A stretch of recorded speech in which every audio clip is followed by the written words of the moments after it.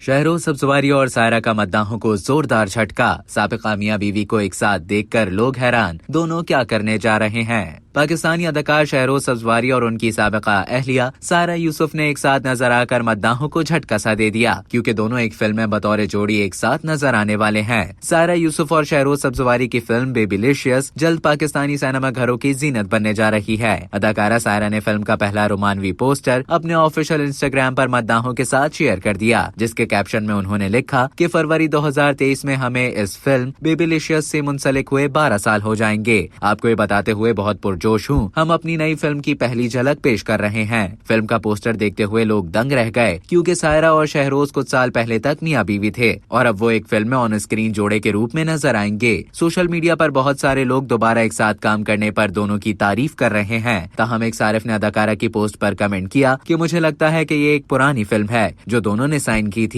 और उन्हें कमिटमेंट को बरकरार रखना था। वो कैप्शन में वाज़ेह तौर पर कह रही हैं कि 12 साल से फिल्म के लिए कमिटमेंट थी। याद रहे कि सायरा यूसुफ और शहरोज सब्जवारी की जोड़ी का शुमार रोमानवी जोड़ियों में होता था। दोनों ने 2012 में शादी की थी। ताहम शहरोज सब्जवारी के मॉडल सदफ कमल से ताल्लुकात के बाद मार्च 2020 में दोनों में तलाक हो गई। सायरा यूसुफ को पहले शौहर से एक बेटी भी है जो उनके साथ रहती है।